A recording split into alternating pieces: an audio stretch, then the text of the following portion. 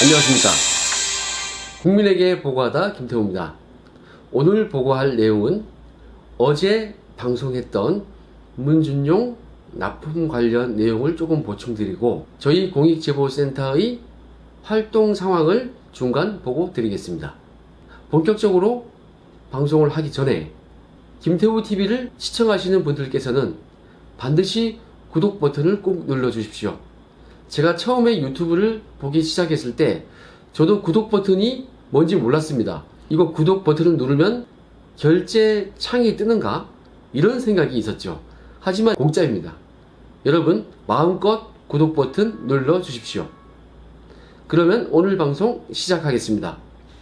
어제 문준용 납품에 관하여 말씀드리고 이에 대한 조국 수석이 뭐 했냐 이런 내용으로 보도를 했는데 반응이 좀 좋은 편인 것 같아서 제가 후속을 좀 준비했습니다. 어제 제가 방송을 딱 때리니까 예상대로 조국 수석이 법무부 장관으로 내정이 되었습니다.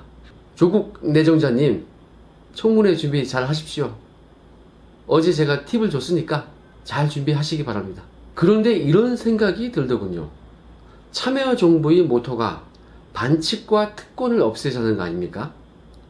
그 참여정부를 계승한 이번 문재인 정부는 균등한 기회, 공정한 과정, 그리고 정의로운 결과, 이걸 모토로 하고 있습니다.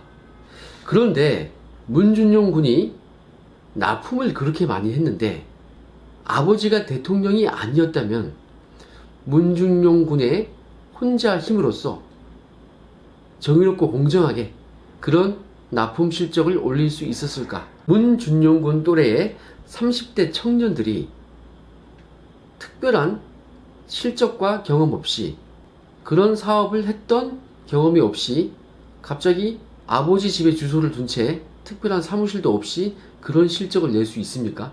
아버지 영향력이 없다고 할 수 있나요? 대통령이 되기 직전에도 대통령이 될 것으로 거의 확정시 되었고 대통령이 된 이후에 대통령인 줄 알고 있는데 누가 거부하겠습니까? 이 과정에서 그 공직자나 학교 관계자들의 압력이 있었는지 없었는지 한번 확인해 봐야 되는 거 아닙니까? 현재로서는 확인된 바가 없습니다. 의혹만 있을 뿐입니다.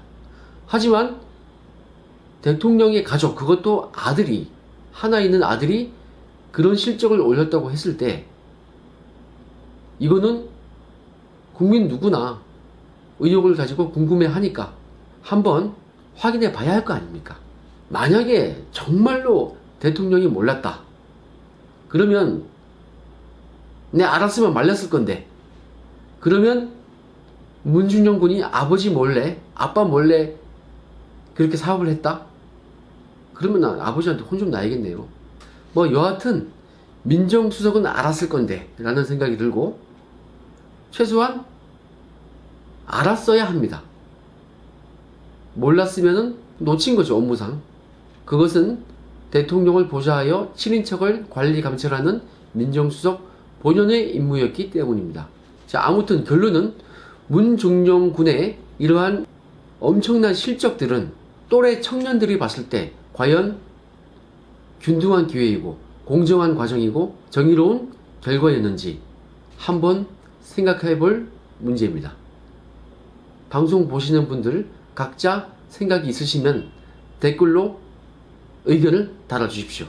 자, 오늘 보고 드릴 두 번째 내용은 저희 공익제보센터의 활동 상황을 중간 보고 드리겠습니다. 저희가 1호 공익신고 지원을 했던 내용이 바로 환경부 산하 공공기관의 채용상의 문제점, 그리고 그 과정에서 검증 과정에서 특정 후보자의 정치적 성향을 사찰했다는 내용입니다. 이거 매우 폭발력이 있습니다. 여러분들이 관심 많이 가져주셔야 됩니다. 전 환경부 장관 시기가 아니고 후임 현 장관 시기에 일어난 일이기 때문입니다. 지난번 동부지검 수사에서 밝혀지지 않았던 새로운 내용입니다. 아직까지 그 채용이 진행 중에 있습니다. 제가 이 내용을 제 유튜브 국민에게 보고하다 TV에서 첫 번째 방송으로 내보낸 바 있습니다. 오늘 확인한 바에 의하면 제1호 공익신고 내용이 국민권익위에 접수가 되었다고 합니다. 그리고 지금 조사를 하러 오니 안 오니 이런 상황에 있다고 합니다. 그래서 우리 공익신고자와 통화를 해보니 어떤 일이 있었는지 모르겠지만 매우 불안해하고 있습니다.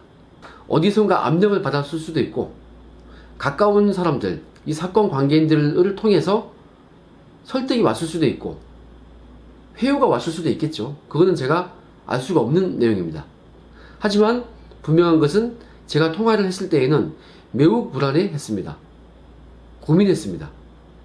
공익제보가, 공익신고가 그래서 힘들고 어려운 것입니다. 많은 용기가 필요합니다. 우리 시청자분들께서 댓글로 그 공익신고자님, 그 교수님을 많이 응원해 주십시오. 흔들리지 않게 도와주십시오. 저희 1호 공익신고자를 보호하기 위하여 저희 센터에서는 회의를 했습니다. 회의 결과 이 내용은 무조건 가야 된다. 국민께 잘 알려야 되고 권익위 그리고 수사기관에서 제대로 해야 된다. 그러기 위해서는 이 제보자가 흔들려서는 안 된다. 무료로 변호를 해주겠다.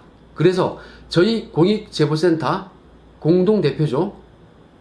장재원 변호사가 이 사건을 수임했습니다. 무료 봉사입니다. 선임계를 국민권익위원회에 제출했습니다. 추후 다른 기관에도 필요하다면 선임계를 제출할 예정입니다. 참고로 메이저 언론사 여러 곳에서 저희 제보자와 접촉이 있는 것으로 알고 있습니다. 곧 구체적인 사안이 기사화될 수도 있을 것 같습니다. 저는 매우 러프하게 첫 보도를 했습니다. 구체적인 내용은 얘기하지 않았습니다. 사람 이름조차 거론하지 않았습니다. 그 자세한 내용은 메이저 언론을 통해서 보다 많은 국민들에게 전파될 것으로 기대하고 있습니다. 앞으로 방송사, 신문사 기자님들은, 각 언론사 기자님들은 제 방송 잘 지켜보세요. 특히 공익신고 내용이 나오면 저는 러프하게 국민께 보고하기 때문에 심층 취재할 거리가 많이 있을 겁니다.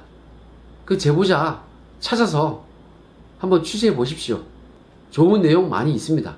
제 유튜브 잘 보십시오. 기사거리 있는지 없는지.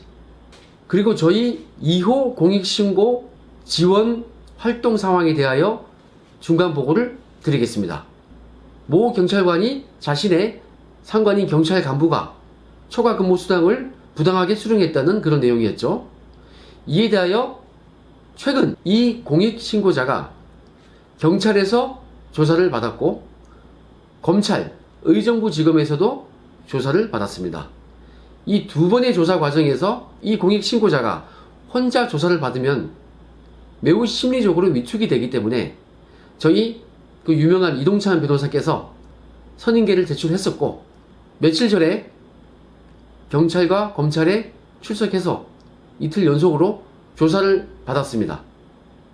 조사 받을 때 우리 이동찬 변호사가 입회를 해서 함께 조사 과정에 참여를 했습니다. 이러면 공익신고자들이 보호가 됩니다. 우리 이렇게 열심히 일하고 있습니다. 저희 공익제보센터 변호사들 보통 분들이 아닙니다. 애국시민과 봉사 마인드로 똘똘 뭉쳐 있습니다. 저희 공익제보센터의 활동은 좌우가 없습니다. 어느 정부가 오든 어느 사회가 오든 불합리하고 비리가 있고 이런 내용이 있으면 매의 눈으로 감시하고 제보자를 발굴하고 그 공익신고자를 서포트 해주고 보호해주고 있습니다. 이 방송을 보시는 분들께서는 저희 이메일로 용기를 내서 제보를 해 주십시오. 저희 센터를 응원해 주시면 대한민국을 살릴 수 있습니다. 헌법적 가치를 지킬 수 있습니다. 그렇게 하려면 김태호TV, 국민에게 보고하다 김태호TV 유튜브 방송을 많이 봐주시고 특히나 구독 버튼 꾹 눌러주십시오. 공짜입니다. 오늘 방송 여기까지 하겠습니다. 감사합니다.